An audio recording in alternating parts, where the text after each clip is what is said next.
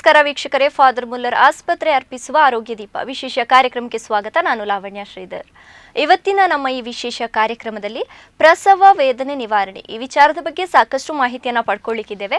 ಈ ಬಗ್ಗೆ ಮಾಹಿತಿಯನ್ನು ಕೊಡಲಿಕ್ಕೆ ನಮ್ಮ ಜೊತೆ ಇದ್ದಾರೆ ಫಾದರ್ ಮುಲ್ಲರ್ ಆಸ್ಪತ್ರೆ ಅನಸ್ತೇಷಿಯಾ ಡಿಪಾರ್ಟ್ಮೆಂಟ್ನ ಸೀನಿಯರ್ ರೆಸಿಡೆಂಟ್ ಆಗಿರುವಂತಹ ಡಾಕ್ಟರ್ ವಿದ್ಯಾಶ್ರೀ ಪ್ರಭು ಇವರು. ಮೊದಲನೇದಾಗಿ ಇವರನ್ನ ಕಾರ್ಯಕ್ರಮಕ್ಕೆ ಸ್ವಾಗತಿಸುವ. ಡಾಕ್ಟರ್ ನಮಸ್ಕಾರ, ಕಾರ್ಯಕ್ರಮಕ್ಕೆ ಆತ್ಮೀಯವಾದ ಸ್ವಾಗತ. ಧನ್ಯವಾದ.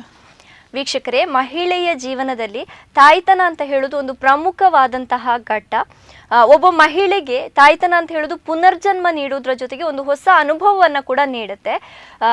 ಗರ್ಭಾವಸ್ಥೆಯಿಂದ ಹಿಡಿದು ಮಗುವಿನ ಜನನದವರೆಗೂ ಕೂಡ ತುಂಬ ಸ್ಟೇಜಸ್ ಇರುತ್ತೆ. ಎಲ್ಲ ತುಂಬ ಅನುಭವಗಳನ್ನು ಕೂಡ ಏನು ತಾಯಿ ಅನ್ನುವಂಥವಳು ಪಡ್ಕೊಳ್ತಾರೆ. ಇಂತಹ ಸಂದರ್ಭದಲ್ಲಿ ಈ ಪ್ರಸವ ವೇದನೆ ಅನ್ನುವಂಥದ್ದು ತುಂಬ ಕಾಮನ್ ಆಗಿರುತ್ತೆ. ಸೊ ಪ್ರಸವ ವೇದನೆ ಅಂತ ಹೇಳಿದರೆ ಏನು, ಈ ಟೈಮಲ್ಲಿ ಏನು ಮಾಡಬೇಕು, ಅಥವಾ ಯಾವ ರೀತಿ ಕೇರನ್ನು ತಗೊಳ್ಬೇಕು, ಅಥವಾ ಮಗುವಿನ ಜನನದ ನಂತರ ಯಾವ ರೀತಿ ಕೇರನ್ನು ತೆಗೆದುಕೊಳ್ಬೇಕು, ಇವೆಲ್ಲ ವಿಷಯದ ಬಗ್ಗೆ ಇವತ್ತು ನಮಗೆ ವೈದ್ಯರು ತಿಳಿಸಿಕೊಡ್ಲಿಕ್ಕಿದ್ದಾರೆ. ಸೊ ಡಾಕ್ಟರ್, ಮೊದಲನೇದಾಗಿ ಈ ಪ್ರಸವ ವೇದನೆ ಅಂತ ಹೇಳೋದು ಯಾವಾಗ ಪ್ರಾರಂಭ ಆಗುತ್ತೆ ಅಂತ? ನೋಡಿ, ಸಾಮಾನ್ಯವಾಗಿ ಗರ್ಭಧಾರಣೆ ಅಂದರೆ ಪ್ರೆಗ್ನೆನ್ಸಿಯಲ್ಲಿ 37ರಿಂದ 42ನೇ ವಾರದ ಸಮಯ ಅಂದರೆ 37 to 42 ವೀಕ್ಸ್ ಈ ಸಮಯದಲ್ಲಿ ನಾರ್ಮಲ್ ಆಗಿ ಪ್ರಸವ ವೇದನೆ ಅಂದರೆ ಲೇಬರ್ ಪೇನ್ ಅನ್ನುವಂಥದ್ದು ಶುರುವಾಗ್ತದೆ. ಅದಕ್ಕೆ ಕಾರಣಗಳೇನಂತ ಹೇಳಿದರೆ, ಲೇಬರ್ ಅನ್ನುವ ಒಂದು ಪ್ರಕ್ರಿಯೆಯನ್ನು 3 ಸ್ಟೇಜಸಲ್ಲಿ ಡಿವೈಡ್ ಮಾಡಿರ್ತಾರೆ. ಅದನ್ನು ಫಸ್ಟ್ ಸ್ಟೇಜ್, ಸೆಕೆಂಡ್ ಸ್ಟೇಜ್ ಮತ್ತು ಥರ್ಡ್ ಸ್ಟೇಜ್ ಅನ್ನೋದನ್ನು ಡಿವೈಡ್ ಮಾಡಿರ್ತಾರೆ. ಅದರಲ್ಲಿ ತುಂಬ ಪೇನ್ಫುಲ್ ಆಗಿರುವಂಥ ಸ್ಟೇಜ್ ಅಂತ ಹೇಳಿದರೆ ಸೆಕೆಂಡ್ ಸ್ಟೇಜ್, ಮತ್ತು ಫಸ್ಟ್ ಸ್ಟೇಜ್ ಇದು ಲಾಸ್ಟ್ ಪಾರ್ಟ್. ಫಸ್ಟ್ ಸ್ಟೇಜಲ್ಲಿ ಏನಾಗುತ್ತೆ ಅಂತ ಹೇಳಿದರೆ, ಗರ್ಭಾಶಯದ ಓಪನಿಂಗ್ ಅಂದರೆ ಗರ್ಭಕಂಠ ಏನು ನಾವು ಇಂಗ್ಲೀಷಲ್ಲಿ ಅದನ್ನು ಸರ್ವಿಕ್ಸ್ ಅಂತ ಹೇಳ್ತೇವೆ, ಅದು ಓಪನ್ ಆಗುವ ಪ್ರಕ್ರಿಯೆ ಫಸ್ಟ್ ಸ್ಟೇಜಲ್ಲಿ ಆಗುತ್ತೆ. ಅದು ಕಂಪ್ಲೀಟಾಗಿ 10 ಸೆಂಟಿಮೀಟರ್ ಓಪನ್ ಆದ ನಂತರ ಸೆಕೆಂಡ್ ಸ್ಟೇಜ್ ಅನ್ನುವಂಥ ಪ್ರಕ್ರಿಯೆ ಯಾವುದರಲ್ಲಿ ನಿಯಮಿತವಾಗಿ ಅಂದರೆ ರೆಗ್ಯುಲರ್ ಆಗಿ ಯೂಟ್ರೈನ್ ಕಾಂಟ್ರಾಕ್ಷನ್ಸ್ ಅಂದರೆ ಯೂಟ್ರಸ್ ಗರ್ಭಾಶಯದ ಸಂಕೋಚನೆಗಳು ಈ ಕಾಂಟ್ರಾಕ್ಷನ್ ಸ್ಟಾರ್ಟ್ ಆದಾಗ ಮಗುವನ್ನು ಹೊರಗಡೆ ತಳ್ಳುವ ಪ್ರೊಸೆಸ್ಸಲ್ಲಿ ಸೆಕೆಂಡ್ ಸ್ಟೇಜ್ ಆಫ್ ಲೇಬರ್ ಅಂತ ಆಗುತ್ತೆ. ಈ ಎರಡು ಸ್ಟೇಜಸಲ್ಲಿ ಮಹಿಳೆ ತುಂಬ ತೀವ್ರವಾದ ನೋವನ್ನು ಅನುಭವಿಸ್ತಾರೆ. ಓಕೆ ಡಾಕ್ಟರ್, ಈಗ ಸಾಮಾನ್ಯ ಪ್ರಸವ ವೇದನೆ ಮತ್ತು ಕೃತಕವಾಗಿ ಭರಿಸುವಂಥ ವೇದನೆಗೆ ಏನಾದರೂ ವ್ಯತ್ಯಾಸ ಇದೆಯಾ ಅಂತ? ನೋಡಿ, ಸಾಮಾನ್ಯ ಪ್ರಸವ ವೇದನೆ ಅಂದರೆ ಸ್ವಾಭಾವಿಕವಾಗಿ ಮಹಿಳೆ ನಾರ್ಮಲ್ ಆಗಿ ಸ್ವಾಭಾವಿಕವಾಗಿ ಟೈಮ್ ಬಂದಾಗೆ ಅಂದರೆ ಒಂದು 37 ವಾರದ ನಂತರ ಸಹಜವಾಗಿ ಸ್ವಾಭಾವಿಕವಾಗಿ ಬರುವಂಥ ನೋವು. ಕೃತಕ ವೇದನೆ ಅಂತ ಹೇಳಿದರೆ ಕೆಲವೊಂದು ಸರ್ತಿ ನಮಗೆ ಮೆಡಿಕಲ್ ಇಂಡಿಕೇಶನ್ಸ್ ಇರಬೇಕಾದ್ರೆ ಅಂದರೆ ರಕ್ತದ ಒತ್ತಡ ತೀರಾ ಜಾಸ್ತಿ ಇರಬೇಕಾದ್ರೆ, ತಾಯಿಗೆ ರಕ್ತದ ಒತ್ತಡ ಜಾಸ್ತಿ ಇದೆ, ಇಲ್ಲ ಶುಗರ್ ಪ್ರಾಬ್ಲಮ್ ಇದೆ, ಇಲ್ಲ ಮಗುವಲ್ಲಿ ಏನಾದರೂ ತೊಂದರೆ ಇದೆ ಅಂತ ಹೇಳಿದರೆ ನಾವು ಕೃತಕವಾಗಿ ನನ್ನ ಗರ್ಭಾಶಯದ ಓಪನಿಂಗ್ ಏನಂತ ಹೇಳಿದ್ದು ಗರ್ಭಕಂಠ ಅಥವಾ ಸರ್ವಿಕ್ಸ್ ಅದನ್ನು ಆರ್ಟಿಫಿಷಿಯಲ್ ಆಗಿ ಅಂದರೆ ಔಷಧಿ ಕೊಟ್ಟು ಇಲ್ಲ ಯಾವುದಾದ್ರೂ ವಿಧಾನಗಳಿಂದ ಕೆಥೆಟರ್ ಇನ್ಸರ್ಟ್ ಮಾಡಿ ಅದನ್ನು ಓಪನ್ ಮಾಡುವಂಥ ಪ್ರಕ್ರಿಯೆಯನ್ನು ಕೃತಕ ಪ್ರಕ್ರಿಯೆ ಅಂತ ಹೇಳ್ತಾರೆ. ಬಟ್ ಕೃತಕ ಪ್ರಕ್ರಿಯೆ ಅನ್ನುವಂಥದ್ದು ಅಸಹಜ ಪ್ರಕ್ರಿಯೆ ಅನ್ನುವಂಥದ್ದು ಅದು ಕಲ್ಪಿಸುವುದು ತಪ್ಪು. ಕೃತಕ ಪ್ರಕ್ರಿಯೆ ಮಾಡಿದರೆ ಸಿಸೇರಿಯನ್ ಆಗುತ್ತೆ ಅಂತ ಪರಿಕಲ್ಪನೆ ಇರೋದು ಅದು ತಪ್ಪು. ಕೃತಕ ಪ್ರಕ್ರಿಯೆಯಲ್ಲೂ ಪ್ರಾಸೆಸ್ಸಲ್ಲಿ ಖಾಲಿ ಗರ್ಭಾಶಯದ ಓಪನಿಂಗ್ ಏನಿರ್ತದೆ ಅದನ್ನು ಕೃತಕವಾಗಿ ಓಪನ್ ಮಾಡುವಂಥದ್ದು. ಆದರೆ ಅದರ ನಂತರ ಪ್ರಾಸೆಸ್ ಅಂದರೆ ಫಸ್ಟ್ ಸ್ಟೇಜ್ ಸೆಕೆಂಡ್ ಸ್ಟೇಜ್ ಅದು ಲೇಬರ್ ಏನಿರ್ತದೆ ಅದು ಸಹಜವಾಗಿಯೂ ಸಾಗಬಹುದು. ಓಕೆ ಡಾಕ್ಟರ್, ಈಗ ಒಬ್ಬ ಮಹಿಳೆಯ ಜೀವನದಲ್ಲಿ ತಾಯ್ತನ ಅಂತ ಹೇಳೋದು ಒಂದು ಪ್ರಮುಖವಾದಂತಹ ಘಟ್ಟ. ಎಲ್ಲರೂ ಕೂಡ ಅದನ್ನ ದಾಟಲೇಬೇಕಾಗುತ್ತೆ. ಇಂತಹ ಸಂದರ್ಭದಲ್ಲಿ ಈ ಪ್ರಸವ ವೇದನೆ ಹೇಳೋದು ಎಲ್ಲ ಮಹಿಳೆಯರಿಗೂ ಕೂಡ ಸೇಮ್ ಇರುತ್ತಾ ಅಂತ? ಇಲ್ಲ, ಪ್ರತಿಯೊಂದು ಮಹಿಳೆಯ ಅನುಭವ ವಿಭಿನ್ನವಾಗಿರ್ಬೋದು. ಕೆಲವೊಬ್ಬರಲ್ಲಿ ಅವಧಿ ಹೆಚ್ಚಾಗಿರ್ಬೋದು, ಕಡಿಮೆ ಆಗಿರ್ಬೋದು. ಸ್ವಲ್ಪ ಮಹಿಳೆ ಹೇಳ್ಬೋದು ನಾನು ತುಂಬ ಸಮಯ ಪ್ರಸವ ವೇದನೆಯನ್ನು ಅನುಭವಿಸಿದ್ದೇನೆ. ಸ್ವಲ್ಪ ಮಹಿಳೆಯರು ಹೇಳ್ಬೋದು ನಂದು 8 ಗಂಟೆಯ ಒಳಗಡೆನೆ ಆಗಿ ಹೋಯಿತು, ಇಲ್ಲ ಆಸ್ಪತ್ರೆಗೆ ಬಂದ ತಕ್ಷಣ 4-5 ಗಂಟೆಯಲ್ಲೇ ನಂದು ಗರ್ಭಾಶಯ ಓಪನ್ ಆಗಿತ್ತು, ಡೆಲಿವರಿ ಆಗೋಯ್ತು, ನನಗೆ ಗೊತ್ತೇ ಆಗಿಲ್ಲ ಅಂತಲೂ ಹೇಳ್ಬೋದು. ಕೆಲವುದರಲ್ಲಿ ತೀವ್ರತೆ ಕಮ್ಮಿ ಇರ್ಬೋದು, ತೀವ್ರತೆ ಜಾಸ್ತಿ ಇರ್ಬೋದು. ಕೆಲವರು ತುಂಬ ನೋವು ತೀವ್ರವಾಗಿ ನನಗೆ ಈ ನಾರ್ಮಲ್ ಡೆಲಿವರಿ ಬೇಡ, ನನಗೆ ಸಿಸೇರಿಯನ್ನೇ ಮಾಡಿಬಿಡಿ ಡಾಕ್ಟರ್ ಅಂತಲೂ ಕೇಳೋ ಪರಿಸ್ಥಿತಿ ನಾವು ನೋಡಿದ್ದೇವೆ. ಇನ್ನು ಕೆಲವರು ತಮ್ಮ ಸಹನಶೀಲತೆಯ ಪ್ರಕಾರ ಅವರವ್ರದ್ದು ಅನುಭವ ಬೇರೆ ಬೇರೆ ಆಗಿರ್ಬೋದು. ಬಟ್ ಅದಂಥ ನೋವು ನಿವಾರಣೆಗೆ ನಾವು ತಗೊಳ್ಳುವಂಥ ಏನು ನಾವು ಇವತ್ತು ಕಲೀಲಿಕ್ಕಿದ್ದೇವೆ ನೋವು ನಿವಾರಣೆ ಪ್ರಕ್ರಿಯೆ ದೌರ್ಬಲ್ಯದ ಸಂಕೇತ ಅಂತ ನಾವು ತಪ್ಪು ತಿಳ್ಕೊಳ್ಬಾರ್ದು. ಈ ನೋವಿದ್ದು ನಿವಾರಣೆ ನಾವು ತಗೊಂಡರೆ ಒಂದು ಮಹಿಳೆ ಸಕ್ರಿಯವಾಗಿ ಆ ಲೇಬರ್ ಇನ್ ಪ್ರೊಸೆಸ್ಸಲ್ಲಿ ಭಾಗವಹಿಸಲಿಕ್ಕೆ ಹೆಲ್ಪ್ ಆಗ್ಬೋದು. ಓಕೆ ಡಾಕ್ಟರ್, ಇವಾಗ ಈ ಪ್ರಸವ ಟೈಮಲ್ಲಿ ಏನು ಪ್ರೆಗ್ನೆನ್ಸಿ ಟೈಮಲ್ಲಿ ಅಥವಾ ಹೆರಿಗೆ ಆಗುವಂಥ ಟೈಮಲ್ಲಿ ಮೊದಲ ಹೆರಿಗೆಯಲ್ಲಿ ನೋವು ಹೆಚ್ಚಾಗಿರುತ್ತಾ ಅಥವಾ ಎರಡನೇ ಹೆರಿಗೆ ಆಗುವಂಥ ಟೈಮಿಗೆ ಕಡಿಮೆ ಇರುತ್ತಾ ಅಂತ? ಇಲ್ಲ, ಆ್ಯಕ್ಚುಲಿ ಮೊದಲು ಹೆರಿಗೆಯಲ್ಲಿ ನೋವು ಜಾಸ್ತಿ ಅನ್ನೋದಕ್ಕಿಂತ ಮೊದಲ ಹೆರಿಗೆಯ ಟೈಮ್ ಏನು ಅವಧಿ ಏನಿರುತ್ತೆ ಅದು ಸ್ವಲ್ಪ ಜಾಸ್ತಿ ಆಗಿರುತ್ತೆ. ಅದರಿಂದಾಗಿ ನಮಗೆ ಏನು ಅನಿಸುತ್ತೆ ಅಂತ ಹೇಳಿದರೆ ಮೊದಲ ಹೆರಿಗೆ ನೋವು ಜಾಸ್ತಿ, ಎರಡನೇ ಹೆರಿಗೆಯಲ್ಲಿ ಸುಲಭವಾಗುತ್ತದೆ ಅಂತ. ಮತ್ತು ಏನಂತ ಹೇಳಿದರೆ ಮೊದಲೇ ನೋವು ಒಮ್ಮೆ ಅನುಭವಿಸಿದ ಮೇಲೆ ಅವರಿಗೆ ಒಂದು ಗರ್ಭಿಣಿಗೆ ಅದರ ಬಗ್ಗೆ ಅರಿವು ಇರ್ತದೆ, ಅದ್ರ ಬಗ್ಗೆ ಆತ್ಮವಿಶ್ವಾಸ ಇರ್ತದೆ. ಮುಂಚೆ ಈ ಥರ ಆಗಿದೆ, ಇನ್ನು ನನಗೆ ಗೊತ್ತಿದೆ ಇದು ನೆಕ್ಸ್ಟ್ ಈ ಥರ ಆಗುತ್ತೆ, ಇನ್ನು ಮುಂದೆ ಈ ಥರ ಆಗುತ್ತೆ ಅಂತ. ಅದಕ್ಕೆ ನಮಗೆ ಅದು ನೋಡುವಾಗ ಸಾಮಾನ್ಯವಾಗಿ ಮೊದಲನೇ ಪ್ರೆಗ್ನೆನ್ಸಿ ನೋವು ಕಮ್ಮಿ ಇರುತ್ತೆ, ಜಾಸ್ತಿ ಇರುತ್ತೆ, ಎರಡನೇದರಲ್ಲಿ ಕಮ್ಮಿ ಆಗ್ಬೋದು ಅಂತ ಅನಿಸುತ್ತೆ. ಓಕೆ ಡಾಕ್ಟರ್, ಇವಾಗ ಹೆರಿಗೆ ಅಂತ ಹೇಳಿದ ತಕ್ಷಣ ಒಂದು ರೀತಿಯ ಭಯ ಇರ್ತದೆ. ಈ ಹೆರಿಗೆ ನೋವು ನಿವಾರಣೆಯ ಬಗ್ಗೆ ಗರ್ಭಿಣಿಯರು ಯಾವಾಗದಿಂದ ಏನು ಈ ಇನ್ಫಾರ್ಮೇಶನ್ ಅನ್ನ ಪಡ್ಕೊಳ್ಳಿಕ್ಕೆ ಪ್ರಾರಂಭಿಸಬೇಕು ಅಂತ? ಸಾಮಾನ್ಯವಾಗಿ 3ನೇ ತ್ರೈಮಾಸಿಕ ಅಂದರೆ ಥರ್ಡ್ ಟ್ರೈಮಿಸ್ಟರ್ ಏನು ಹೇಳ್ತೇವೆ, ಯಾವಾಗ 7ನೇ ತಿಂಗಳು ಸ್ಟಾರ್ಟ್ ಆಗುತ್ತೆ ಆ ಸಮಯದಲ್ಲಿ ಗರ್ಭಿಣಿಯರು ಸ್ತ್ರೀರೋಗ ತಜ್ಞರಿಂದ ಈ ಬಗ್ಗೆ ಮಾಹಿತಿಯನ್ನು ಪಡೆದುಕೊಳ್ಬೋದು. ಆ್ಯಕ್ಚುಲಿ ಫಾರಿನ್ ಕಂಟ್ರೀಸ್ ಮತ್ತು ದೊಡ್ಡ ಕಾರ್ಪೊರೇಟ್ ಹಾಸ್ಪಿಟಲ್, ದೊಡ್ಡ ಸ್ಟೇಟ್ಸಲ್ಲಿ ಇದಕ್ಕೋಸ್ಕರ ಆ್ಯಂಟಿನೇಟಲ್ ಕ್ಲಾಸಸ್ ಅಂತಲೂ ಮಾಡ್ತಾರೆ. ಇದರಲ್ಲಿ ನಮಗೆ ಪ್ರಸವದ ಹೇಗೆ ಪ್ರಾಸೆಸ್ ಇರ್ತದೆ, ಅದರಲ್ಲಿ ನೋವು ನಿವಾರಣೆಗೆ ನಿಮ್ಮ ಹತ್ರ ಏನೇನು ಆಪ್ಷನ್ಸ್ ಇರ್ತದೆ, ಪ್ರಸವ ಆದಮೇಲೆ ನೀವು ಯಾವ ಥರ ಮೆಡಿಸಿನ್ಸ್ ಏನು ಮಾಡ್ಕೊಳ್ಬೋದು, ರಿಕವರಿ ನಿಮ್ದು ಹೇಗಿರಬಹುದು ಅಂತ ಅದನ್ನೆಲ್ಲ ಕಲಿಸಿಕೊಡ್ತಾರೆ.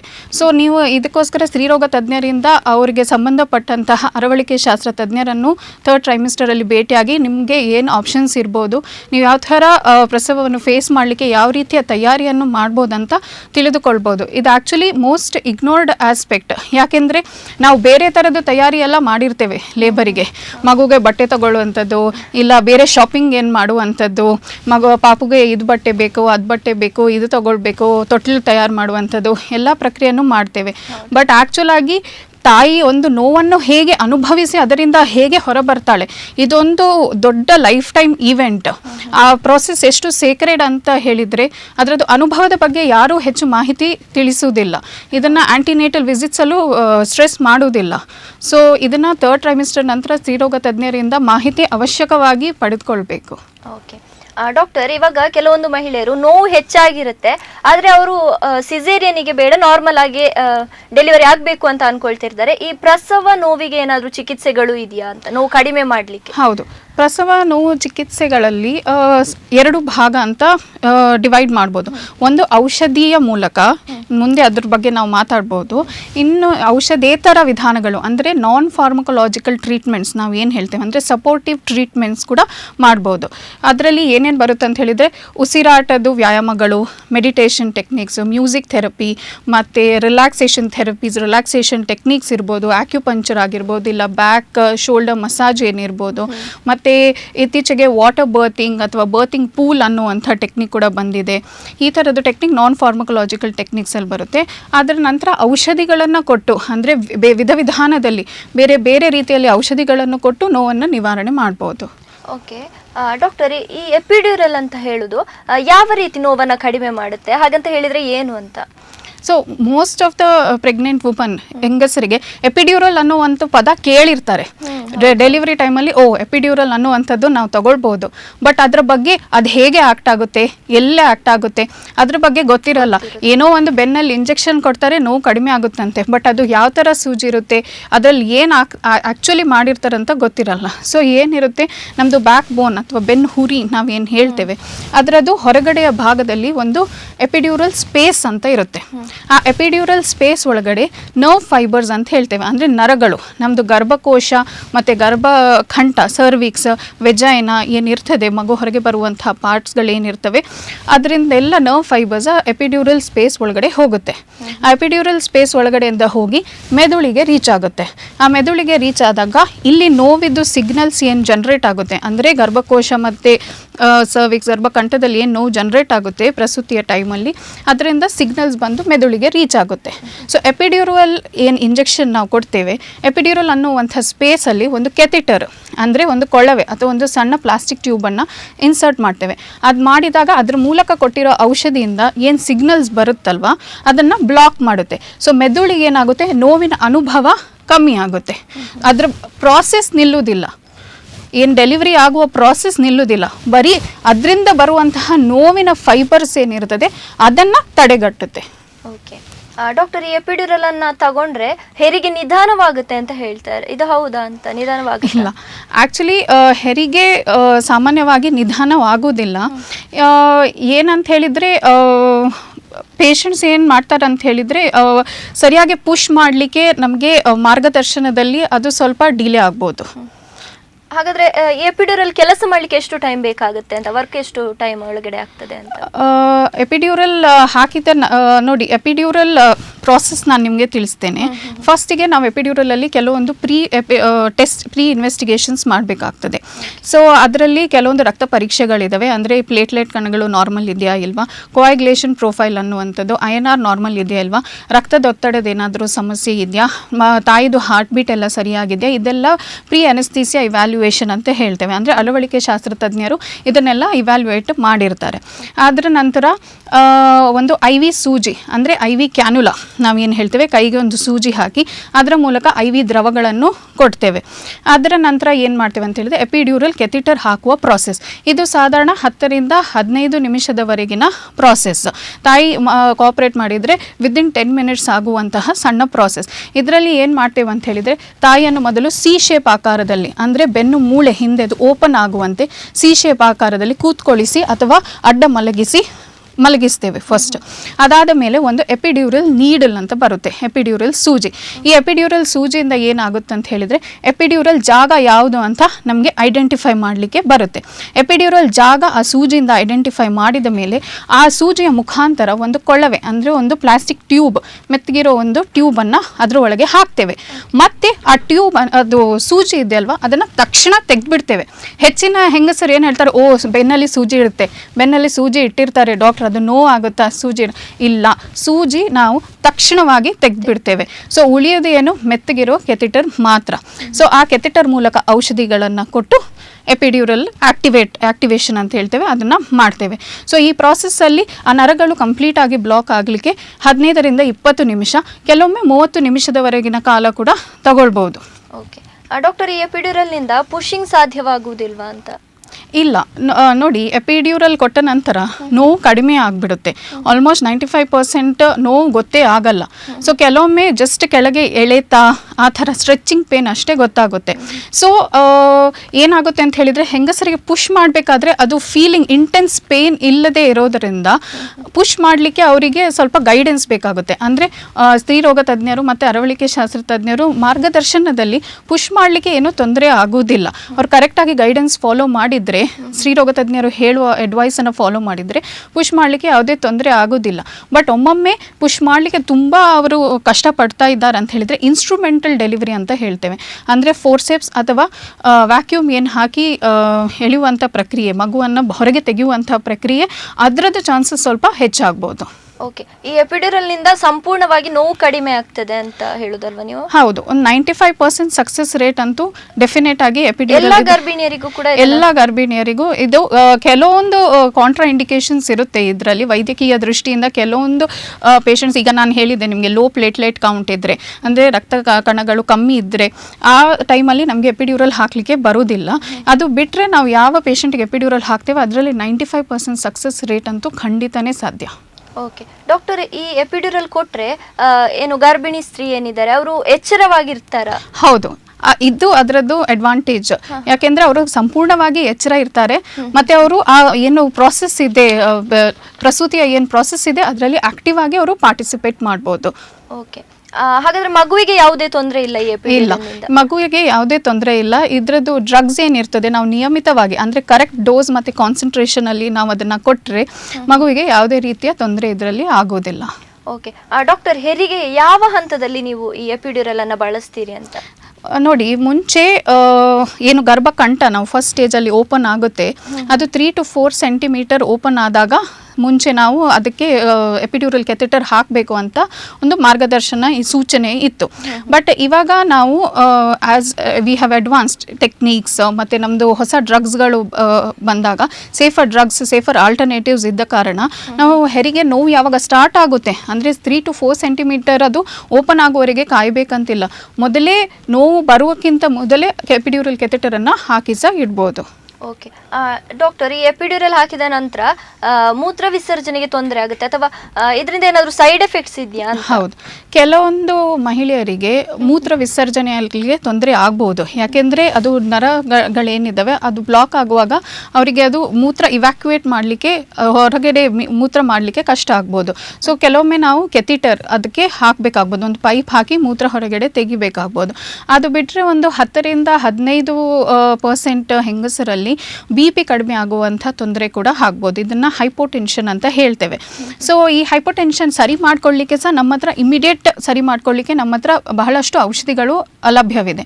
ಇನ್ನು ಕೆಲವೊಬ್ಬರಲ್ಲಿ ಎಕ್ಸ್ಟ್ರೀಮ್ ತುರಿಕೆ ಅಂದರೆ ಇಚ್ಚಿಂಗ್, ಪ್ರೂರೈಟಿಸ್ ಅಂತ ನಾವು ಹೇಳ್ತೇವೆ, ಅದು ಆಗ್ಬೋದು. ಬಟ್ ಅದನ್ನು ಕಡಿಮೆ ಮಾಡಲಿಕ್ಕೆ ನಮ್ಮ ಹತ್ರ ಔಷಧಿಗಳಿದ್ದಾವೆ. ಅದು ಬಿಟ್ಟು ಕೆಲವೊಂದು ಬಹಳ ಅಪರೂಪವಾಗಿ ಅಂದರೆ ಲೆಸ್ ದೆನ್ 1% ಅನ್ನುವಂಥದ್ದು ಪೇಷಂಟ್ಸಲ್ಲಿ ತೀವ್ರ ತಲೆನೋವಿನ ಸಾಧ್ಯತೆ ಇರುತ್ತೆ. ಬಟ್ ಅದಕ್ಕೂ ಟ್ರೀಟ್ಮೆಂಟ್ಸ್ ನಮ್ಮ ಹತ್ರ ಅವೈಲೇಬಲ್ ಇದೆ. ಸೊ ಇದೆಲ್ಲ ಏನೇನು ಸೈಡ್ ಎಫೆಕ್ಟ್ಸ್ ಇದೆ ಅದಕ್ಕೆಲ್ಲ ನಾವು ಟ್ರೀಟ್ಮೆಂಟ್ ಕೊಡ್ಬೋದು. And it is not very harmful if taken care of at the right time. Okay doctor, ಈ ಎಪಿಡ್ಯೂರಲ್ ಅನ್ನುವಂಥದ್ದು ನೀವು ಒಂದು ಬಾರಿ ಕೊಡ್ತೀರಿ, ಅದು ಫೇಲ್ಯೂರ್ ಆಗುವ ಚಾನ್ಸಸ್ ಇರುತ್ತಾ? ಅದು ಫೇಲ್ಯೂರ್ ಆದರೆ ಏನು ಮಾಡ್ತೀರಾ ಅಂತ? ನೋಡಿ, ಅದು ಎಪಿಡ್ಯೂರಲ್ ಜಾಗ ಏನಿದೆ ಅದನ್ನು ಕರೆಕ್ಟಾಗಿ ಐಡೆಂಟಿಫೈ ಮಾಡಿ ಅದು ಕೆಥೆಟರ್ ನಾವು ಕರೆಕ್ಟ್ ಜಾಗದಲ್ಲಿ ಹಾಕಿದರೆ ಎಪಿಡ್ಯೂರಲ್ ಫೇಲ್ಯೂರ್ ಆಗುವುದು ಬಹಳ ಅಪರೂಪ. ಒಮ್ಮೊಮ್ಮೆ ಏನಾಗ್ತದೆ ಅಂತ ಹೇಳಿದರೆ ಎಪಿಡ್ಯೂರಲ್ ಹಾಕಿದ ನಂತರವೂ ಒಂದೇ ಸೈಡಲ್ಲಿ ಮಾತ್ರ ನಿಮಗೆ ನೋವು ಕಮ್ಮಿ ಆಗೋದು, ಇನ್ನೊಂದು ಸೈಡಲ್ಲಿ ನೋವು ಕಮ್ಮಿ ಆಗೋದಿಲ್ಲ. ಆ ಥರ ಆಗುವ ಸಾಧ್ಯತೆ ಇದೆ. ಸೊ ಅವಾಗ ಏನಾಗುತ್ತೆ, ಆ ಕೆಥೆಟರ್ ಮಿಸ್ಪ್ಲೇಸ್ ಆಗಿದೆ, ಇಲ್ಲ ಕೆಥೆಟರ್ ಸರಿ ಪೊಸಿಷನಲ್ಲಿ ಕೂತ್ಕೊಳ್ಳಿಲ್ಲ ಅಂತ ಅರ್ಥ. ಸೊ ಆಮೇಲೆ ಅದನ್ನು ಕರೆಕ್ಟ್ ಪೊಸಿಷನ್ ನಾವು ಮಾಡ್ಕೊಳ್ಬೋದು ಅದನ್ನು. ಡಾಕ್ಟರ್, ಇವಾಗ ಕೆಲವರಿಗೆ ಹೆರಿಗೆ ಆದಮೇಲೆ ಬೆನ್ನು ನೋವು ಕಾಣಿಸಿಕೊಳ್ತದೆ. ಅವರು ಅನ್ಕೊಳ್ತಾರೆ ಈ ಎಪಿಡ್ಯೂರಲ್ನಿಂದ ಆಗಿರ್ಬೋದು ಬೆನ್ನು ನೋವು ಅಂತ. ಹಾಗಾದರೆ ಎಪಿಡ್ಯೂರಲ್ನಿಂದ ಬೆನ್ನು ನೋವು ಶಾಶ್ವತವಾಗಿ ಬರುವ ಚಾನ್ಸಸ್ ಇರುತ್ತಾ ಅಂತ? ನೋಡಿ, ಇದು ವೀಕ್ಷಕರಿಗೆ ಹೇಳಬೇಕಾಗಿರೋ ಒಂದು ದೊಡ್ಡ ಮೆಸೇಜ್. ಯಾಕೆಂದರೆ ಸಾಮಾನ್ಯವಾಗಿ ನಾವು ಹೆಂಗಸರು ನಮ್ಮ ಹತ್ರ ಹೆರಿಗೆಗೆ ಬಂದಾಗ ಬೆನ್ನಲ್ಲಿ ಸೂಜಿ ಬೇಡ ಡಾಕ್ಟ್ರೆ, ನಮಗೆ ಪೂರ್ತಿ ಮೂರ್ಛೆ ತಪ್ಪಿಸ್ಬಿಡಿ, ಇದರಿಂದ ನಮ್ಮ ಅಕ್ಕನಿಗೆ ಇಲ್ಲ ನಮ್ಮದು ಮನೆಯವರಿಗೆ ಯಾರಿಗಾದರೂ ಬೆನ್ನು ನೋವಿದೆ, 10 ವರ್ಷ ಆಯಿತು ಇನ್ನೂ ಸಹ ಬೆನ್ನು ನೋವಿದೆ, ಕಡಿಮೆ ಆಗಿಲ್ಲ ಅಂತ ಹೇಳೋದು ನಾವು ಕೇಳಿದ್ದೇವೆ. ಬಟ್ ಇದು ಆ್ಯಕ್ಚುಲಿ ದೊಡ್ಡ ತಪ್ಪು ಕಲ್ಪನೆ ಇರುವಂಥದ್ದು. ಸೊ ಬೆನ್ನು ನೋವಿಗೆ ಬಹಳಷ್ಟು ಅನೇಕ ಕಾರಣಗಳಿದ್ದಾವೆ. ಅದರಲ್ಲಿ ಮುಖ್ಯವಾಗಿರುವಂಥದ್ದು ಏನಂತ ಹೇಳಿದರೆ ವಿಟಮಿನ್ ಡಿ ನಾವೇನು ಹೇಳ್ತೇವೆ ಅದರದ್ದು ಕೊರತೆ, ಅದರ ಜೊತೆ ಕ್ಯಾಲ್ಶಿಯಂ ಕೊರತೆ. ಸೊ ಪ್ರೆಗ್ನೆನ್ಸಿ ಇಲ್ಲಿ ಏನಾಗುತ್ತೆ, ಮಗುವಿದು ಬೋನ್ಸ್ ಅದೆಲ್ಲ ಡೆವಲಪ್ ಮಾಡೋಕ್ಕೋಸ್ಕರ ಕ್ಯಾಲ್ಶಿಯಂ ಯೂಸ್ ಆಗುತ್ತೆ. ಅದಾದ ಮೇಲೆ ನೆಕ್ಸ್ಟ್ ಫೇಸಲ್ಲಿ ಬ್ರೆಸ್ಟ್ ಫೀಡಿಂಗ್ ಮಾಡಬೇಕಾದ್ರೆ ತಾಯಿಗೆ ಕ್ಯಾಲ್ಶಿಯಮಿದು ಅವಶ್ಯಕತೆ ತುಂಬ ಇರುತ್ತೆ. ಸೊ ಅದರಿಂದಾಗಿ ತಾಯಿದು ಏನು ಬೋನ್ಸ್ ಇರುತ್ತೆ ಅದಕ್ಕೆ ಕ್ಯಾಲ್ಶಿಯಂ ಸಪ್ಲೈ ಏನಿರುತ್ತೆ ಅದು ಕಡಿಮೆ ಆಗುತ್ತೆ. ಸೊ ಕರೆಕ್ಟಾಗಿ ತಾಯಂದರು ಪೋಸ್ಟ್ ಪಾರ್ಟಮಲ್ಲಿ ಏನಾಗ್ತಾರೆ, ಮಗುದು ಕೇರ್ ಮಾಡೋದ್ರಲ್ಲಿ ಫುಲ್ ಫೋಕಸ್ ಮಾಡಿಬಿಡ್ತಾರೆ, ಬಟ್ ಸೆಲ್ಫ್ ಕೇರ್ ಮಾಡೋದ್ರಲ್ಲಿ ಯಾವುದೇ ರೀತಿಯ ಗಮನ ಕೊಡುವುದಿಲ್ಲ. ಅದರಿಂದಾಗಿ ಏನಾಗುತ್ತೆ ಅಂತ ಹೇಳಿದರೆ ಕ್ಯಾಲ್ಶಿಯಂ ಕಡಿಮೆ ಆಗುತ್ತೆ. ಈ ಕಾರಣದಿಂದಾಗಿ ಬೆನ್ನು ನೋವು ಬರುತ್ತೆ. ಅದಾದಮೇಲೆ ನಾವು ಬ್ರೆಸ್ಟ್ ಫೀಡಿಂಗ್ ಮಾಡಬೇಕಾದ್ರೆ ಇನ್ಕರೆಕ್ಟ್ ಪೊಸಿಷನ್, ಸರಿಯಾದ ಭಂಗಿಯಲ್ಲಿ ಮಲಗದೇ ಇರೋದು, ಅಂದರೆ ಸೈಡಲ್ಲಿ ಮಲಗಿಸೋದು, ಇಲ್ಲ ಕರೆಕ್ಟಾಗಿ ಕೂತ್ಕೊಳ್ಳೋದಿರೋದು, ಇಲ್ಲ ಪಿಲ್ಲೋ ಸಪೋರ್ಟ್ ಯೂಸ್ ಮಾಡದೇ ಇರುವಂಥದ್ದು. ಈ ಟೈಮಲ್ಲಿ ಇನ್ಕರೆಕ್ಟ್ ಪೋಸ್ಚರಿಂದಾಗಿ ಬೆನ್ನು ನೋವು ಬರುತ್ತೆ. ಅದಾದಮೇಲೆ ಪ್ರೆಗ್ನೆನ್ಸಿಯಲ್ಲಿ ಮತ್ತು ಪ್ರೆಗ್ನೆನ್ಸಿ ನಂತರ ಉಂಟಾಗುವ ಹಾರ್ಮೋನ್ ಚೇಂಜಸ್ ಏನಿರುತ್ತದೆ ಅದರಿಂದಾಗಿ ಮೂಳೆ ಕಟ್ಟುಗಳು ಅಂದರೆ ಲಿಗಮೆಂಟ್ಸ್ ಏನಿರುತ್ತೆ ಅದರಲ್ಲೂ ಚೇಂಜಸ್ ಉಂಟಾಗುತ್ತೆ. ಈ ಎಲ್ಲ ಕಾರಣಗಳಿಂದ ಬೆನ್ನು ನೋವು ಬರುತ್ತೆ. ಬಟ್ ನಮ್ಮ ಮನಸ್ಸಲ್ಲಿ ಏನು ಉಳಿತದೆ, ನನಗೆ ಡೆಲಿವರಿ ಟೈಮಲ್ಲಿ ಡಾಕ್ಟರ್ ಸೂಜಿ ಕೊಟ್ಟಿದ್ರು, ಈ ಸೂಜಿಯಿಂದಾಗಿ ಬೆನ್ನು ನೋವು ಕಡಿಮೆ ಆಗ್ತಾ ಇಲ್ಲ ಅಂತ ತಲೆಯಲ್ಲೇ ಉಟ್ಕೊಳ್ಬಿಡುತ್ತೆ. ತಪ್ಪು ಕಲ್ಪನೆ. ಓಕೆ ಡಾಕ್ಟರ್, ಈ ಎಪಿಡ್ಯೂರಲ್ನಿಂದ ಗರ್ಭಿಣಿಗೆ ಯಾವುದೇ ರೀತಿಯ ತೊಂದರೆ ಇಲ್ಲ ಅಂತ ಹೇಳಿದ್ರಿ. ಹಾಗಾದ್ರೆ ಮಗುವಿಗೆ ಏನಾದರೂ ತೊಂದರೆ ಆಗ್ಬೋದಾ, ಇದರಿಂದ ಏನಾದರೂ ಸಮಸ್ಯೆಗಳು ಬರ್ಬೋದಾ ಅಂತ? ಇಲ್ಲ, ಮಗುವಿಗೆ ಎಪಿಡ್ಯೂರಲ್ನಿಂದ ಯಾವುದೇ ರೀತಿಯ ತೊಂದರೆ ಆಗುವುದಿಲ್ಲ. ನಾವು ನಿಯಮಿತವಾಗಿ ಕೊಟ್ಟಿರುವ ಡೋಸ್ ಇಂದ ಮಗುವಿಗೆ ಯಾವುದೇ ರೀತಿಯ ತೊಂದರೆ ಆಗುವುದಿಲ್ಲ. ಡಾಕ್ಟರ್, ಈ ನಾರ್ಮಲ್ ಡೆಲಿವರಿಯಲ್ಲಿ ಮಾತ್ರ ಎಪಿಡ್ಯೂರಲ್ ಅನ್ನು ಕೊಡುವಂಥದ್ದು ಅಥವಾ ಸಿಸೇರಿಯನ್ ಮಾಡುವಾಗಲೂ ಕೂಡ ಕೊಡ್ತೀರಾ ಅಂತ? ಹೌದು, ಈ ಎಪಿಡ್ಯೂರಲ್ ಕೆಥೆಟರ್ ಏನು ಹಾಕಿರ್ತೀವಲ್ವಾ ಅದನ್ನು 2-3 ದಿನಗಳವರೆಗೂ ನಾವು ಇಡ್ಬೋದು. ಸೊ ನಾವು ಅಕಸ್ಮಾತ್ ಸಹಜ ಹೆರಿಗೆ ಪ್ರಕ್ರಿಯೆ ಅಂದರೆ ನಾರ್ಮಲ್ ಡೆಲಿವರಿಯ ಪ್ರಕ್ರಿಯೆಯಲ್ಲಿ ಮಗುವಿದು ಹೃದಯ ಬಡಿತ ಹೆಚ್ಚು ಕಮ್ಮಿ ಆಯಿತು, ಇಲ್ಲ ಮಗು ಹೊರಗೆ ಬರಲಿಕ್ಕೆ ಏನಾದರೂ ತೊಂದರೆ ಆಯಿತು ಅಂತ ಹೇಳಿದರೆ ನಾವು ಸಿಸೇರಿಯನ್ನಿಗೆ ತಗೊಳ್ಳುವಂಥ ಪ್ರಾಸೆಸನ್ನು ಮಾಡ್ತೇವೆ. ಆ ಸಿಸೇರಿಯನಲ್ಲಿ ಅದೇ ಕೆಥೆಟರ್ ನಾವು ಏನು ಹಾಕಿರ್ತೇವೆ ಅದರಲ್ಲಿ ಹೆಚ್ಚುವರಿ ಔಷಧಿ ಅಂದರೆ ಹೈಯರ್ ಡೋಸ್ ಮತ್ತು ಕಾನ್ಸಂಟ್ರೇಷನ್ ನಾವು ಏನು ಹೇಳ್ತೇವೆ ಅದನ್ನು ಕೊಟ್ಟು ನಾವು ಎಪಿಡ್ಯೂರಲ್ ಮೂಲಕ ಕೂಡ ಸಿಸೇರಿಯನ್ ಡೆಲಿವರಿಯನ್ನು ಮಾಡ್ಬೋದು. ಅದಕ್ಕೆ ಸಿಸೇರಿಯನ್ಗೆ ಮತ್ತೆ ವಿಶೇಷವಾಗಿ ಬೇರೆ ಇನ್ನೊಂದು ಸೂಜಿ ಹಾಕುವಂಥದ್ದು ಇಲ್ಲ ಬೇರೆ ರೀತಿ ಮೂರ್ಛೆ ತಪ್ಪಿಸುವಂಥ ಅವಶ್ಯಕತೆ ಇರೋದಿಲ್ಲ. ಓಕೆ ಡಾಕ್ಟರ್, ಈ ಎಪಿಡ್ಯೂರಲ್ ಕೊಡುವಂಥ ಟೈಮಲ್ಲಿ ಅನಸ್ತೇಷಿಯಾ ತಜ್ಞರು ಲಭ್ಯವಿರ್ತಾರಾ ಅಂತ? ಹೌದು. ಈ ಎಪಿಡ್ಯೂರಲ್ ಪ್ರಾಸೆಸ್ ಏನು ನಾವು ಕೊಡ್ತೇವೆ ಅದಕ್ಕೆ ಒಂದು ದೊಡ್ಡ ಟೀಮಿನ ಅವಶ್ಯಕತೆ ಇರುತ್ತದೆ. ಸೊ ಈ ಟೀಮಲ್ಲಿ ಯಾರ್ಯಾರು ಇರ್ತಾರೆ, ಮೊದಲನೇದಾಗಿ ಸ್ತ್ರೀರೋಗ ತಜ್ಞರು, ಅದಾದ ನಂತರ ಅರವಳಿಕೆ ಶಾಸ್ತ್ರ ತಜ್ಞರು ಅಂದರೆ ಎನಸ್ಥಿಸಿಯಾಲಜಿಸ್ಟ್ ನಾವು ಏನು ಹೇಳ್ತೇವೆ, ಅದರ ನಂತರ ಒಳಗೆ ಮಗು ಕರೆಕ್ಟ್ ಆಗಿದೆಯಾ, ಮಗುದು ಹಾರ್ಟ್ ಬೀಟ್ ಚೆನ್ನಾಗಿದೆಯಾ ಅಂತ ನೋಡಲಿಕ್ಕೆ ಫೀಟಲ್ ಮಾನಿಟರಿಂಗ್, ಅದನ್ನು CTG ಅಂತ ಪ್ರಾಸೆಸ್ ಹೇಳ್ತೇವೆ. ಅದು ಫೀಟಲ್ ಮಾನಿಟರಿಂಗ್ ಫೆಸಿಲಿಟಿ ಇರುವ ಕಡೆ ಮಾತ್ರ ನಾವು ಎಪಿಡ್ಯೂರಲ್ ಟೆಕ್ನಿಕನ್ನು ನಾವು ಉಪಯೋಗಿಸ್ಬೋದು. ಸೊ ಅದ್ರ ಜೊತೆಗೆ ನರ್ಸ್ಗಳ ತಂಡ ಕೂಡ ಅವಶ್ಯ ಇದೆ, ಅಂದರೆ ಕಂಟಿನ್ಯೂಸ್ ಮಾನಿಟರಿಂಗ್ ಪ್ರಾಸೆಸ್ಸಿಗೋಸ್ಕರ. ಸೊ ಇದೆಲ್ಲ ನಾವು ನೋಡ್ಕೊಳ್ಬೇಕಾದ್ರೆ ಇದೊಂದು ಬಹಳ ದೊಡ್ಡ ಕಾಸ್ಟ್ಲಿ ಇದು ಟೆಕ್ನಿಕ್ ಇರ್ಬೋದು ಏನಾದರೂ, ಯಾಕೆಂದರೆ ಇದಕ್ಕೆ ಇಷ್ಟೊಂದು ಟೀಮ್ಗಳ ಅವಶ್ಯಕತೆ ಇದೆ. ಅವರು ಫೀಟಲ್ ಮಾನಿಟರಿಂಗ್ ಹೇಳ್ತಾ ಇದ್ದಾರೆ, ಇದು ಹೇಳ್ತಾ ಇದ್ದಾರೆ. ಇಲ್ಲ, ನಮ್ಮದು ಫಾದರ್ ಮುಲ್ಲರ್ ಆಸ್ಪತ್ರೆಯಲ್ಲಿ ಕೂಡ 24 hours ಈ ಎಪಿಡ್ಯೂರಲ್ ಸರ್ವಿಸಸನ್ನು ನಾವು ಯಾವ ಗರ್ಭಿಣಿ ಮಹಿಳೆಗೂ ಬೇಕಾದರೂ ಲಭ್ಯ ಮಾಡಿಕೊಳ್ತೇವೆ, ಮತ್ತು ಅದು ವೆರಿ ರೀಸನೇಬಲ್ ಪ್ರೈಸಲ್ಲೂ ಮಾಡಿಕೊಡ್ತೇವೆ. ಓಕೆ, ಫಾದರ್ ಮುಲ್ಲರ್ ಆಸ್ಪತ್ರೆಯಲ್ಲಿ ರೀಸನೇಬಲ್ ಪ್ರೈಸಲ್ಲಿ ಅವೈಲೇಬಲ್ ಇದೆ ಅಂತ. ಓಕೆ ಡಾಕ್ಟರ್, ಈ ವೇದನೆ ಹೆಚ್ಚಾದಾಗ ತಕ್ಷಣಕ್ಕೆ ನೀವು ಯಾವ ನೆರವನ್ನು ನೀಡ್ತೀರಿ ಅಂತ? ನೋಡಿ, ಒಮ್ಮೊಮ್ಮೆ ನಾವು ಕೊಟ್ಟಿರುವ ಎಪಿಡ್ಯೂರಲ್ ಡೋಸ್ ಕೆಲವೊಂದು ಹೆಂಗಸರಿಗೆ ಅವರವರ ಸಹನಶೀಲತೆ ಏನಿರುತ್ತದೆ ಅದರ ಪ್ರಕಾರ ಡೋಸ್ ಸ್ವಲ್ಪ ಕಡಿಮೆ ಆಗ್ಬೋದು. ಸೊ ಅದು it is different for different individuals. It is not like ಈ ಪೇಷಂಟಿಗೆ ಇಷ್ಟೇ, ಎವ್ರಿ ಪೇಷಂಟಿಗೆ ನಾವು ಇಷ್ಟೇ ಡೋಸ್ ಕೊಡುವಂಥದ್ದು.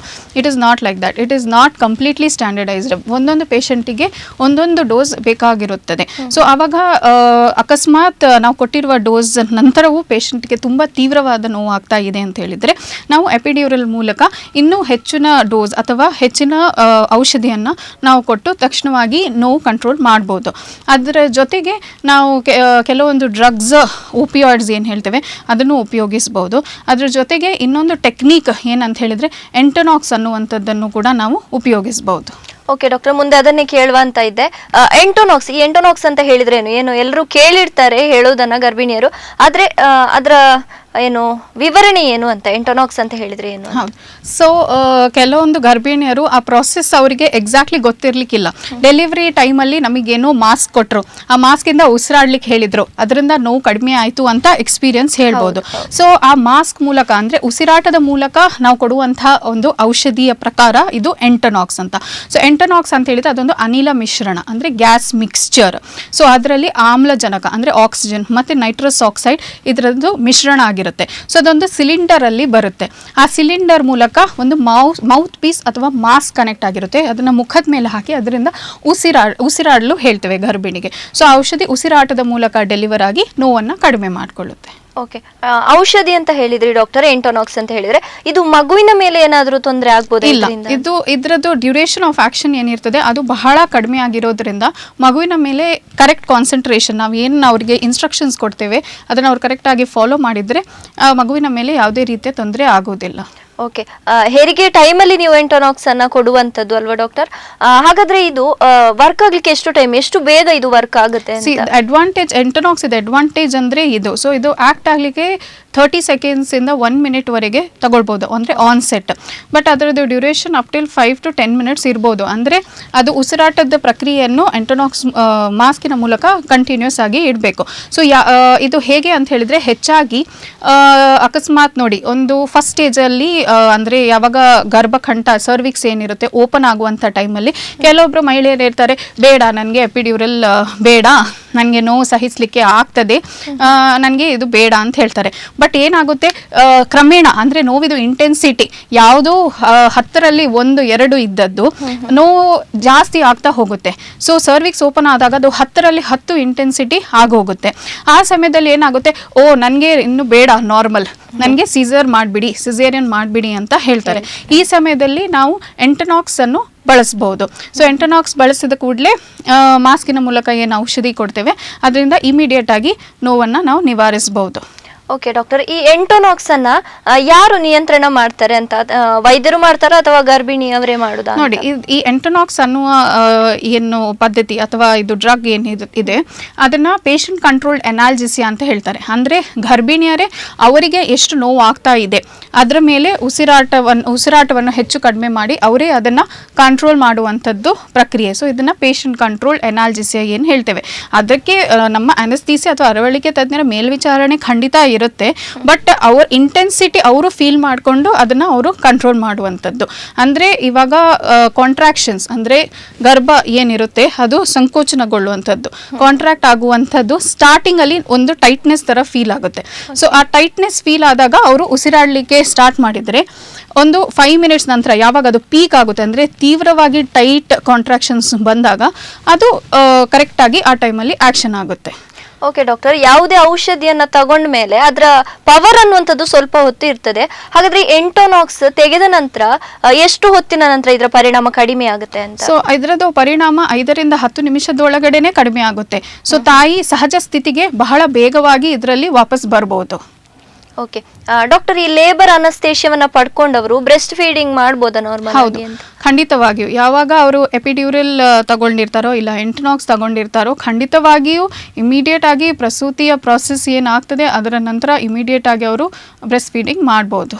ಓಕೆ ಡಾಕ್ಟರ್, ಈ ಹೆರಿಗೆಯ ನಂತರ ಕೂಡ ಕೆಲವರಿಗೆ ಈ ನೋವನ್ನಂಥದ್ದು ಬರ್ತದೆ, ಇದು ಕಾಮನ್ ಯಾಕೆ ಬರುತ್ತೆ ಅಂತ? ಹೌದು, ಇದಕ್ಕೆ ಹಲವಾರು ಕಾರಣಗಳಿದಾವೆ. ಅಂದರೆ ಕೆಲವೊಂದು ಶಸ್ತ್ರಚಿಕಿತ್ಸೆ ಆಗಿರ್ತಾರೆ, ಮತ್ತೆ ಕೆಲವೊಂದು ಸಮಯದಲ್ಲಿ ಕೆಳಗಿನ ಭಾಗದಲ್ಲಿ ಎಪಿಸಿಯೋಟಮಿ ಸ್ಟಿಚ್ ಏನು ಹೇಳ್ತೇವೆ ನಾವು, ಮಗು ಹೊರಗಡೆ ಬರಲಿಕ್ಕೆ ನಾವು ಒಂದು ಸಣ್ಣ ಕಟ್ ಹಾಕ್ತೇವೆ.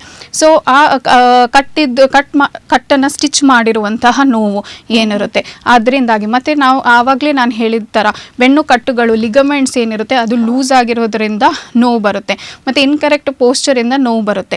ಈ ಥರ ನೋವು ನಾವು ಪೋಸ್ಟ್ಪಾರ್ಟಮ್ ಅಂದರೆ ಪ್ರೆಗ್ನೆನ್ಸಿ ಆದ ಮೇಲೆ, ಡೆಲಿವರಿ ಆದ ಮೇಲೆ ಈ ರೀತಿಯ ನೋವುಗಳನ್ನು ನೋಡ್ಬೋದು. ಬಟ್ ಒಂದು ಅಡ್ವಾಂಟೇಜ್ ಏನಂತ ಹೇಳಿದ್ರೆ, ನಾವು ಎಪಿಡ್ಯೂರಲ್ ಕೆಥೆಟರ್ ಏನು ಹಾಕಿರ್ತೇವೆ ಅದನ್ನು ಸಾಧಾರಣವಾಗಿ 2 ರಿಂದ 3 ದಿನಗಳವರೆಗೆ ಕಾಲನು ಇಡ್ಬೋದು, ಅದನ್ನು ಮೋರ್ ದೆನ್ 24 hours ಕೂಡ ಇಡ್ಬೋದು ಅದನ್ನು. ಸೊ ಅದರಿಂದ ಏನಾಗುತ್ತೆ, ಆ ಕೆಥೆಟರ್ ಮೂಲಕ ನಾವು ಔಷಧಿಗಳನ್ನು 24 hours ವರೆಗೂ ಕೊಡ್ಬೋದು ಅದರಿಂದ. ಸೊ ಏನಿರುತ್ತೆ ನಾರ್ಮಲ್ ಡೆಲಿವರಿ ಆದ ಮೇಲೆ ಕೂಡ ನೋವನ್ನು ಕಂಟ್ರೋಲ್ ಮಾಡಲಿಕ್ಕೆ ಅದರಿಂದ ಔಷಧಿ ಕೊಡ್ಬೋದು. ಮತ್ತು ಸ್ತ್ರೀರೋಗ ತಜ್ಞರು ಏನು ಬಾಯಿಂದ ಅಂದರೆ ಓರಲಿ ಔಷಧಿಗಳನ್ನು ಕೂಡ ಕೊಡ್ತಾರೆ. ಸೊ ಇದರಿಂದ ಕೂಡ ನಾವು ಕಡಿಮೆ ಮಾಡ್ಕೊಳ್ಬೋದು. ಮತ್ತು ಮುಖ್ಯವಾಗಿ ಏನಂತ ಹೇಳಿದರೆ, ಪ್ರಸವ ಆದಮೇಲೆ ಅವರು ಒಳ್ಳೆಯ ರೀತಿ ಪೌಷ್ಟಿಕವಾದ ಆಹಾರ ತಗೊಳ್ಳುವಂಥದ್ದು, ನೀರು ಚೆನ್ನಾಗಿ ಕುಡಿಯುವಂಥದ್ದು, ಮತ್ತು ಗಾಯದ ಜಾಗ ಏನಿದೆ ಅದರಲ್ಲಿ ಹೈಜೀನ್ ಮೇಂಟೈನ್ ಮಾಡುವಂಥದ್ದು ಅಂದರೆ ಕ್ಲೆನ್ಲಿನೆಸ್ ಮೇಂಟೈನ್ ಮಾಡುವಂಥದ್ದು ಇದೆ, ಮತ್ತು ಚೆನ್ನಾಗಿ ವಿಶ್ರಾಂತಿ ತಗೊಳ್ಳುವಂಥದ್ದು.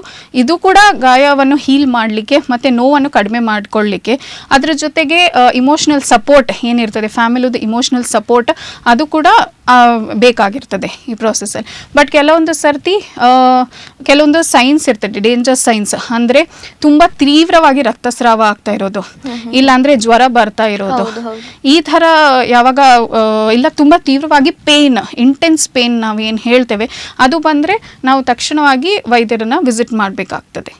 ಡಾಕ್ಟರ್, ಈಗ ಪ್ರೆಗ್ನೆನ್ಸಿ ಟೈಮಲ್ಲಿ ಅಥವಾ ಡೆಲಿವರಿ ಟೈಮಲ್ಲಿ ಕೆಲವರಿಗೆ ತುಂಬಾ ನೋವು ಕಾಣಿಸಿಕೊಳ್ತದೆ, ಅವರು ಅದನ್ನ ತಡ್ಕೊಳ್ಳಿಕ್ಕೆ ಆಗುದಿಲ್ಲ ಅನ್ನುವಂಥ ರೀತಿಯಲ್ಲಿ, ಇದನ್ನು ತಡ್ಕೊಳ್ಳೋದು ಉತ್ತಮನ ಅಥವಾ ಅದಕ್ಕೆ ಔಷಧಿಗಳನ್ನ ತಗೊಂಡು ನೋವನ್ನು ಕಡಿಮೆ ಮಾಡಿಸಿಕೊಳ್ಳೋದು ಉತ್ತಮನ ಅಂತ? ನೋಡಿ, ನಾನು ಮೊದಲೇ ಹೇಳಿದಂಗೆ ನೋವು ನಿವಾರಣೆ ಔಷಧಿ ತಗೊಂಡ್ರು, ಇವಳು ನೋವು ಕಡಿಮೆ ಮಾಡ್ಕೊಂಡ್ಲು, ಇವಳಿಗೆ ಡೆಲಿವರಿದು ಅನುಭವನೇ ಆಗಲಿಲ್ಲ, ಇವಳಿಗೆ ನೋವು ಗೊತ್ತೇ ಆಗಲಿಲ್ಲ ಅನ್ನುವಂಥದ್ದು ಒಂದು ದೌರ್ಬಲ್ಯದ ಒಂದು ವಿಷನ್ ಇಂದ ಆ ಥರ ನೋಡ್ತಾರೆ ಹೆಂಗಸರನ್ನ. ಇದು ದೊಡ್ಡ ತಪ್ಪು ಕಲ್ಪನೆ. ಯಾಕೆಂದರೆ ಇದು ಖಂಡಿತವಾಗಿಯೂ ದೌರ್ಬಲ್ಯದ ಒಂದು ಸಂಕೇತ ಅಂತೂ ಖಂಡಿತವೇ ಅಲ್ಲ. ಸೊ ಇದನ್ನು ತಗೊಂಡ್ರೆ ಕೆಲವೊಮ್ಮೆ ಏನಾಗ್ತದೆ ಅಂತ ಹೇಳಿದರೆ, ನೋವು ಅನುಭವಿಸಿ, ನಾರ್ಮಲ್ ಡೆಲಿವರಿಯ ನೋವು ಅನುಭವಿಸಿ ಕೆಲವೊಬ್ಬರು ತುಂಬ ಟ್ರಾಮಾಗೆ ಹೋಗಿಬಿಡ್ತಾರೆ, ಸುಸ್ತಾಗ್ಬಿಡ್ತಾರೆ, ಮಗುವಿನ ಕಾಳಜಿ ವಹಿಸಲಿಕ್ಕೆ ಮತ್ತೆ ಆಗದೇ ಇರುವಂಥದ್ದು. ಕೆಲವೊಬ್ರು ನನಗೆ ನಾರ್ಮಲ್ ಬೇಡ, ಸಿಸೇರಿಯನ್ನೇ ಮಾಡಿಬಿಡಿ ಅಂತ ಸ್ಟ್ರೆಸ್ ಮಾಡುವಂಥ ಪರಿಸ್ಥಿತಿಯಲ್ಲೂ ನಾವು ನೋಡಿದ್ದೇವೆ. ಸೊ ಅದರ ಬದಲಾಗಿ ನಾವು ಮುಂಚಿತವಾಗಿಯೇ ಪ್ರಿಪೇರ್ ಆಗಿ, ಅಂದರೆ ಪ್ರಸೂತಿಗೆ ಹೋಗೋಕ್ಕಿಂತ ಮುಂಚೆಯೇ ಇದರ ಬಗ್ಗೆ ಮಾಹಿತಿಯನ್ನು ತಿಳ್ಕೊಂಡು ನಾವು ನಮ್ಮ ಚಾಯ್ಸಸ್ ಮಾಡಿಕೊಂಡು ಪ್ರಿಪೇರ್ ಆಗಿರಿದ್ರೆ ಪ್ರಸೂತಿಯ ಒಂದು ಅನುಭವ ತುಂಬ ಪ್ಲೆಸೆಂಟಾಗಿ, ಅಂದರೆ ತುಂಬ ಒಳ್ಳೆಯದಾಗಿ ಒಂದು ಮೆಮೊರೇಬಲ್ ಇವೆಂಟ್ ತರಾಗಿ ಉಳಿಬಹುದು. ಓಕೆ ಡಾಕ್ಟರ್, ಕೆಲವೊಂದು ಮಹಿಳೆಯರಿಗೆ ಈ ಪ್ರಸವ ಟೈಮಲ್ಲಿ ಅಥವಾ ಹೆರಿಗೆಯ ಟೈಮಲ್ಲಿ ಮಾನಸಿಕ ಒತ್ತಡಗಳು ಇರುವಂಥದ್ದು, ಈ ಮಾನಸಿಕ ಒತ್ತಡಗಳು ಹೆರಿಗೆಯ ಮೇಲೆ ಪರಿಣಾಮ ಬೀಳ್ಬೋದಾ ಅಂತ? ಹೌದು, ನೋಡಿ, ಒಂದು ತಡ್ಕೊಳ್ಳುವ ಶಕ್ತಿಯಲ್ಲಿ ಆ ಆತ್ಮವಿಶ್ವಾಸ ನಾವು ಆ ಮಹಿಳೆಯಲ್ಲಿ ತುಂಬಬೇಕು. ನಿನ್ನಿಂದ ಇದು ಆಗುತ್ತೆ. ಯಾಕೆಂದರೆ ಎಷ್ಟೋ ಜನ ಮಹಿಳೆ, ಇದು ಒಂದು ಕಾಮನ್ ಡಿಸ್ಕಷನ್ ಟಾಪಿಕ್ ಇರಲ್ಲ. ನಾವು ಡಾಕ್ಟರ್ ವಿಸಿಟ್ಸಿಗೆ ಹೋಗಿರ್ತೇವೆ, ನೆಕ್ಸ್ಟ್ ಸ್ಕ್ಯಾನ್ ಯಾವಾಗ ಮಾಡುವಂಥದ್ದು, ನೆಕ್ಸ್ಟ್ ಮೆಡಿಸಿನ್ ಏನು ತಗೊಳ್ಬೇಕಾಗುವಂಥದ್ದು, ನೆಕ್ಸ್ಟ್ ನಾವು ಹಾಸ್ಪಿಟ್ಲಿಗೆ ಯಾವಾಗ ಅಡ್ಮಿಟ್ ಆಗಬೇಕು, ಅದೆಲ್ಲ ಪ್ರಶ್ನೆ ನಾವು ಏನಿದೆ ಡಾಕ್ಟರ್ ಹತ್ರ ಕೇಳ್ತೇವೆ. ಬಟ್ ಇದು ಇಮೋಷನಲ್ ಸಪೋರ್ಟ್ ಏನಿರ್ತದೆ, ಆ ತಾಯಿ ಆ ಪ್ರಸೂತಿಗೆ ಹೋಗೋಕ್ಕಿಂತ ಮುಂಚೆ ಯಾವ ಮಾನಸಿಕ ಸ್ಥಿತಿಯಲ್ಲಿ ಇರ್ತಾರೆ, ಅವ್ರದ್ದು ಮೆಂಟಲ್ ಸ್ಟೇಟ್ ಏನಿರ್ತದೆ, ಅದಕ್ಕೆ ನಾವು ಕರೆಕ್ಟಾಗಿ ಸಪೋರ್ಟ್ ಕೊಟ್ಟರೆ ಅವರಲ್ಲಿ ತುಂಬ ಆತ್ಮವಿಶ್ವಾಸ ಮೂಡಿ ಬಂದು ಅವ್ರಿಗೆ ಪ್ರಸೂತಿಯ ಒಂದು ಪ್ರಾಸೆಸ್ ಏನಿದೆ ಅದನ್ನು ಫೇಸ್ ಮಾಡಲಿಕ್ಕೆ ಹೆಲ್ಪ್ ಆಗ್ಬೋದು, ಧೈರ್ಯ ಸಿಗ್ಬೋದು ಅಂತ. ಓಕೆ ಡಾಕ್ಟರ್, ಕಾರ್ಯಕ್ರಮದ ಕೊನೆಯದಾಗಿ ಈ ಪ್ರಸವ ನೋವು ನಿವಾರಣೆಯ ಬಗ್ಗೆ ವೀಕ್ಷಕರಿಗೆ ನೀವು ಕಿವಿ ಮಾತನ್ನು ಕೊಡೋದಾದ್ರೆ? ಫಸ್ಟಿಗೆ ವೀಕ್ಷಕರೇ, ಪ್ರಸವ ನೋವು ನಿವಾರಣೆ ನೀವು ತಗೊಂಡ್ರೆ ಅದು ದೌರ್ಬಲ್ಯದ ಸಂಕೇತ ಅಲ್ಲ. ಇನ್ನೊಂದು ನಾನು ಏನು ಹೇಳಬೇಕಂತ ಹೇಳಿದರೆ, ನೀವು ಬೆನ್ನಲ್ಲಿ ಆ ಸೂಜಿ ತಗೊಂಡ್ರೆ ಬೆನ್ನು ನೋವು ಲೈಫ್ ಲಾಂಗ್ ನಿಮಗೆ ಇರುತ್ತೆ. ಇದು ಅಂತೂ ತಪ್ಪು ಕಲ್ಪನೆ. ಮತ್ತು ಇದು ನೋವು ನಿವಾರಣೆ ಟೆಕ್ನಿಕಿಂದ ಮಗುಗೆ ತೊಂದರೆ ಆಗುತ್ತೆ, ತಾಯಿಗೆ ಏನೋ ಲೈಫ್ ಲಾಂಗ್ ತೊಂದರೆ ಆಗುತ್ತೆ, ಆ ಥರ ಇಲ್ಲ. ಈ ಎಲ್ಲ ನೋವು ನಿವಾರಣೆ ಟೆಕ್ನಿಕನ್ನು ತುಂಬ ಸೇಫಾಗಿ, ತುಂಬ ಅಡ್ವಾನ್ಸ್ ಆಗಿ ಮಾಡಿ ಡೆಲಿವರಿ ಪ್ರಾಸೆಸ್ ಏನು ಪ್ರಸೂತಿಯ ಕಾರ್ಯ ಏನಿದೆ ಅದನ್ನು ತುಂಬ ಸೇಫಾಗಿ ತಾಯಿಗೆ ಒಂದು ಒಳ್ಳೆಯ ಎಕ್ಸ್ಪೀರಿಯನ್ಸ್ ಅನುಭವ ಆಗುವ ಹಾಗೆ ನಾವು ಮಾಡ್ಬೋದು. ನೀವು ನೆಕ್ಸ್ಟ್ ನಿಮ್ಮ ಗೈನಾಕ್ ವಿಸಿಟ್ಸ್ ಅಥವಾ ಆಬ್ಸ್ಟೆಟ್ರಿಷಿಯನ್ ವಿಸಿಟ್ಸಿಗೆ ಹೋದಾಗ ಖಂಡಿತವಾಗಿಯೂ ನಿಮ್ಮ ಆಬ್ಸ್ಟೆಟ್ರಿಷಿಯನ್ ಹತ್ರ ನಮಗೆ ಪ್ರಸೂತಿಯ ನೋವು ನಿವಾರಣೆಗೆ ಏನಿದೆ ಟ್ರೀಟ್ಮೆಂಟ್, ನಮ್ಮ ಹತ್ರ ಏನು ಮೆಥಡ್ಸ್ ಇದೆ ನೀವು ನಮಗೆ ಹೇಳಿಕೊಡಿ, ನಾವು ಏನು ಆಪ್ಷನ್ಸ್ ತಿಳ್ಕೊಳ್ಬೋದು, ಅದನ್ನೆಲ್ಲ ನೀವು ವಿಚಾರಿಸಬೇಕು. ಓಕೆ, ಎಸ್ ಡಾಕ್ಟರ್, ಇಷ್ಟೊತ್ತು ನಮ್ಮ ಜೊತೆಗಿದ್ದು ಪ್ರಸವ ನೋವು ನಿವಾರಣೆ ಬಗ್ಗೆ ಸಾಕಷ್ಟು ಮಾಹಿತಿಯನ್ನು ನೀಡಿದರೆ ನಿಮಗೆ ಧನ್ಯವಾದ. Thank you. ವೀಕ್ಷಕರೇ, ನೀವು ಕೂಡ ಸಾಕಷ್ಟು ಮಾಹಿತಿಯನ್ನ ಪಡ್ಕೊಂಡ್ರಿ ಅಂತ ಅನ್ಕೊಳ್ತೇವೆ. ವೈದ್ಯರು ಹೇಳಿದ್ರು ಎಪಿಡ್ಯೂರಲ್ ಅನ್ನ ತಗೊಳ್ಳುವಂಥದ್ದು ದೌರ್ಬಲ್ಯದ ಸಂಕೇತ ಅಲ್ಲವೇ ಅಲ್ಲ ಅಂತ ಹೇಳಿ. ಅಂಡ್ ಕೆಲವಷ್ಟು ಮೂಢನಂಬಿಕೆಗಳೇನಿತ್ತು, ಬೆನ್ನು ನೋವು ಆಗುತ್ತೆ, ಬೆನ್ನು ನೋವು ಇದು ಪರ್ಮನೆಂಟ್ ಆಗಿರುತ್ತೆ, ಇವೆಲ್ಲವೂ ಕೂಡ ಸುಳ್ಳು ಅಥವಾ ಅದು ನಮ್ಮ ಮೂಢನಂಬಿಕೆ ಅಂತ ಡಾಕ್ಟರ್ ಹೇಳಿದ್ರು. ಮುಂದಿನ ವಾರ ಇನ್ನೊಂದು ವಿಚಾರದ ಜೊತೆ ಬರ್ತೀವಿ. ಇದಾಗಿತ್ತು ಈ ಹೊತ್ತಿನ ವಿಶೇಷ. ನಿರಂತರ ಸುದ್ದಿ ಹಾಗೂ ಮನರಂಜನೆಗಾಗಿ ನೋಡ್ತಾ ಇರಿ ದೈಜ್ ವರ್ಲ್ಡ್ 24x7.